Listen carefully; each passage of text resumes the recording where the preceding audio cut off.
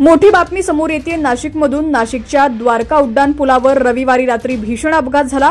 Eicher आणि टेम्पोमध्ये झालेल्या या भयंकर अपघातात 6 जणांना आपला जीव गमवावा लागलाय, तर 13 जण गंभीर जखमी झालेत।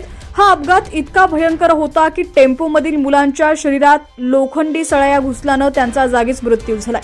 या दुर्दैवी घटनेनं सर्वत्र हळहळ व्यक्त होत असून आता या अपघाताचं एक महत्त्वाचं कारण समोर आलंय। बातमी सविस्तर पाहूया। त्याआधी तुम्ही HPN मराठी न्यूज चॅनल पहिल्यांदाच पाहत असाल आणि अजूनही चॅनलला सबस्क्राइब केलं नसेल तर नक्की सबस्क्राइब करा, जेणेकरून आमचे अपडेट्स लवकरात लवकर तुमच्यापर्यंत पोहोचतील। मुंबई आग्रा महामार्गावरील द्वारका उड्डाण पुलावर रात्री 8 वाजता हा अपघात घडलाय।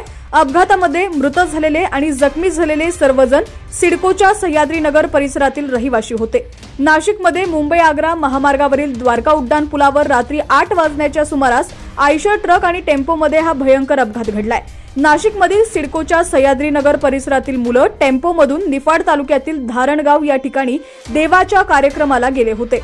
देवाचा कार्यक्रम आटपून घरी परत येत असताना ही दुर्दैवी घटना घडली आहे। रात्री 8च्या सुमारास हा टेम्पो द्वारका उड्डाण पुलावर पोहोचला। यावेळी त्यांच्या समोर एक आयशर ट्रक निघाला होता।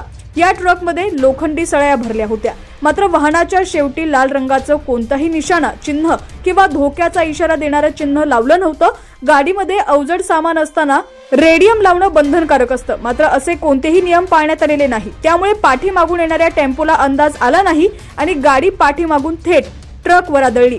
ही धडक इतकी जोरदार होती की गाडीमधील सळया टेम्पोच्या काचा तोडून मुलांच्या शरीरामध्ये शिरल्या, त्यामुळे त्यांच्या शरीरातून प्रचंड रक्तस्राव झाला। या दुर्घटनेत 6 जणांचा मृत्यू झाला असून 13 जण जखमी झालेले आहेत। या अपघातात मृत्यू पडलेल्या आणि जखमी झालेल्या मुलांच्या ग्रुपचा एक स्टेटस आणि व्हिडिओ सध्या सोशल मीडियावरती चांगलाच व्हायरल होतोय।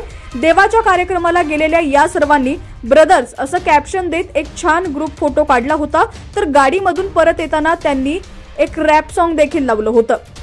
त्या व्हिडिओमध्ये सर्व मुलं अगदी आनंदात डान्स करताना दिसत आहेत, मात्र हा फोटो आणि व्हिडिओ शेवटचा ठरेल असं त्यांना वाटलं देखील नसेल। तरुण मुलांचा असा भीषण अपघातात दुर्दैवी अंत झाल्यानं अवघा नाशिक जिल्हा हादरून गेलाय। अपघातातील मृतांच्या कुटुंबियांवरती दुःखाचा डोंगर कोसळला असून सर्वत्र हळहळ व्यक्त होतीये।